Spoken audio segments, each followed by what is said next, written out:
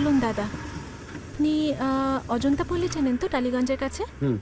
Please ওখানে চলুন।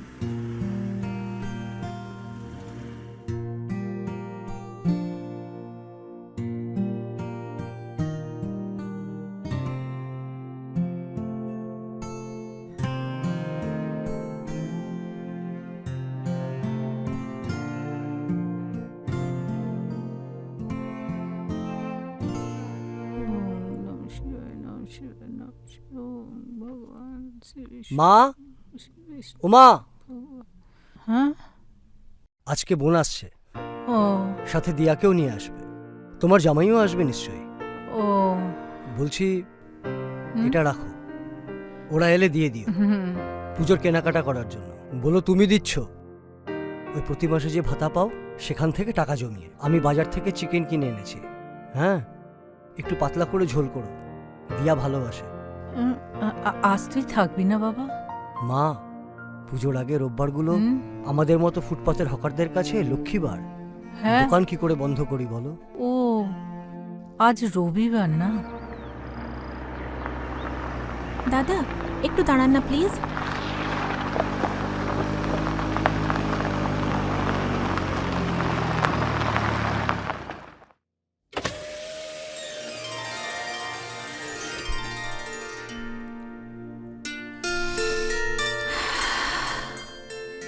কলকাতা,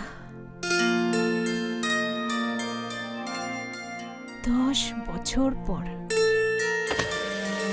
চলুন দাদা।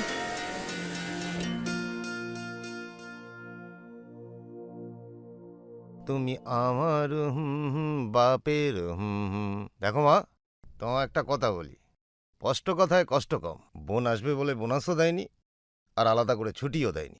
আজ এমনি রবিবার, এমন কোনো ন্যাকামি করো না যাতে আমার সারাদিন ক্লাবে বসে তাস খেলে কাটাতে কি হয়। বললে? এই শোনো, ভাবছো কি এবার কানে যাচ্ছে না? তুমি না হয় ক্লাবে যাবে, আমি যাব কোন চুলোয়? একটা কথা স্পষ্ট করে বলে রাখছি, ছেলেকে নিয়ে সোজা কিন্তু একদম শ্রীরামপুর চলে যাব। দেখেছ, এখনো অব্দি এসে পৌঁছলো না, অশান্তি শুরু। ও মা, আমি তো তেমন কিছুই বলিনি। বলেনি? আমি শুধু বলেছি যে 10 বছর পর মেয়েটা ফিরছে, অল্প একটু আমুদি মাছ এনে দিবি। বুঝিনি বাবা, তাতেই এত কিছু তোমাদের। হুম, কলকাতা তুমি আঁচলের মতো সোহাগ আদরে মাখা, তোমার জন্য ভালোবাসা আর আবেগ জমিয়ে রাখা।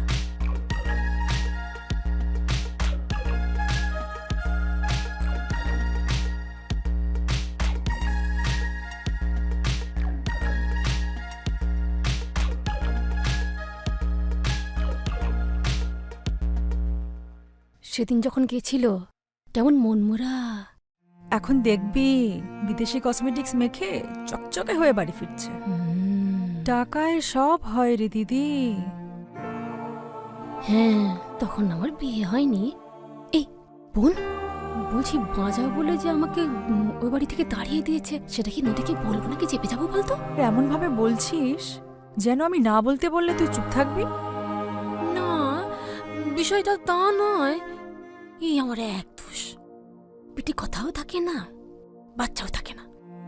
এই শোন, বলছি আমি যদি নাও বলি, ওই শঙ্করদা জবাবুদি ওরা বলবে না ভেবেছিস?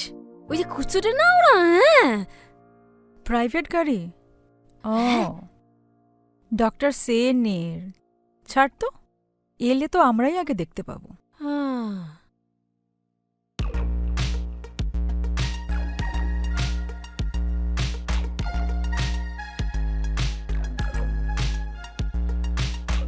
পূজা, ও পূজা, টিফিনটা দাও। বাবা শোন, হ্যাঁ আসছি। বলছি কি যে এই যে, হ্যাঁ বলো। এই নাও তোমার টিফিন বক্স। কোনো মতে ঢ্যাঁড়সগুলো ভেজেছি, মুচমুচে হয়নি কিন্তু। সে ঠিক আছে। বলছি আজকে যে চিকেনটা এনেছি তুমি ওটা কেটে কুটে পরিষ্কার করে হ্যাঁ। দিও। রান্নাটা কিন্তু মাই করবে।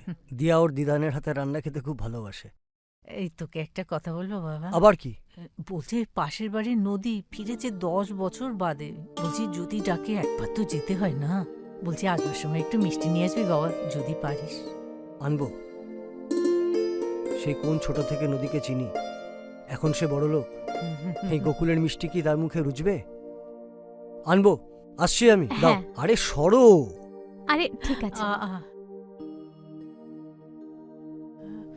দুর্গা দুর্গা, দুর্গা, ঠাকুর ভালো করো ঠাকুর। জানিস পূজা, এই নদী আর আমাদের তারক খুব ভালো বন্ধু ছিল। ছোটবেলায় একসঙ্গেই খেলাধুলা করতো। একদিন দেখি দুজনে মিলে বড়বউ খেলা করছে। নদী বলছে, ওগো শুনছো? তখন কত আর বয়স, ওই ৬-৭ বছর হবে ধর। ভাগ্যিস ও বিদেশ চলে গেল, না হলে তো আমার কালনা থেকে কলকাতা আর আসাই হতো না।